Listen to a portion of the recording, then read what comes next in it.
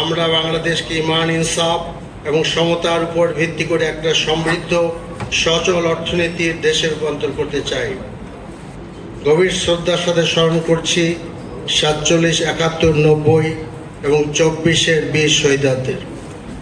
একই সাথে স্মরণ করছি বাংলাদেশ জামাত ইসলামের নেতৃবৃন্দ, ফ্যাসিবাদী আন্দোলনে যারা শহীদ হয়েছেন, পিলখানা হত্যাকাণ্ডের শিকার আমাদের চৌকোর সেই সেনানায়কদের, শাপলা গণহত্যার যারা শহীদ হয়েছেন, শহীদ আবরার ফাদ থেকে শুরু করে ওসমান হাদি এবং আপনার 24-এর সকল শহীদদেরকে আমরা গভীর শ্রদ্ধার সাথে স্মরণ করছি।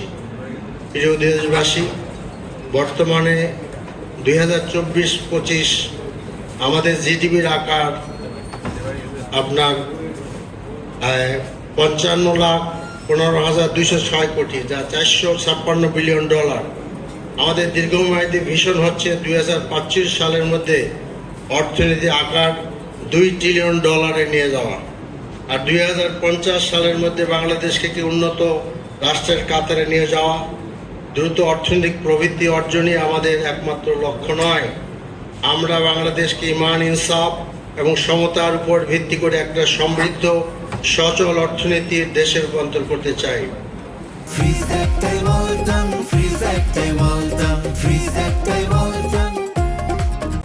প্রিয় দেশবাসী, বাংলাদেশ জামাত ইসলামীর বাজেট দর্শন সংগঠনের বৃহত্তর অর্থনৈতিক দর্শন থেকে উৎসাহিত। জামাত ইসলামী বাংলাদেশকে সাম্য, ন্যায় বিচার এবং মানবিক মর্যাদায় অভিষিক্ত একটি আধুনিক ইসলাম ভিত্তিক রাষ্ট্র, ইনসাফ ভিত্তিক রাষ্ট্র হিসাবে গড়ে তুলতে চায়। আমরা সুশাসন প্রতিষ্ঠার এই মুহূর্তে বাংলাদেশের আমাদের জন্য প্রধান অগ্রাধিকার। জাতির ভবিষ্যৎ নির্মাণে শিক্ষা খাতের গুরুত্ব অনুধাবনের স্বীকৃতি স্বরূপ শিক্ষাকে সর্বোচ্চ বরাদ্দ নিশ্চিত করা। বাজেট হতে হবে কর্মসংস্থানমুখী, বিনিয়োগ ও শিল্প বান্ধব। করের অভিঘাত থেকে ক্ষুদ্র ও মাঝারি শিল্পকে যথাসম্ভব রক্ষা করা প্রয়াস কাঙ্ক্ষিত। কর ব্যবস্থায় কৃষিকে অগ্রাধিকার দেওয়া। রাষ্ট্র গরিবের বন্ধু হলে ধনীর শত্রু নয়। একটি আধুনিক প্রগতিশীল কর ব্যবস্থা বাংলাদেশের জন্য সবচেয়ে উপযুক্ত।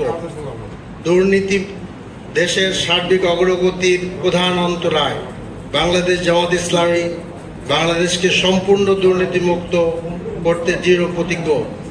বাংলাদেশের আইন শৃঙ্খলা পরিস্থিতির উন্নয়ন, মাদকের প্রাদুর্ভাব নির্মূল, জ্ঞান, জান ও মালের নিরাপত্তা নিশ্চিতে আমরা অঙ্গীকারবদ্ধ।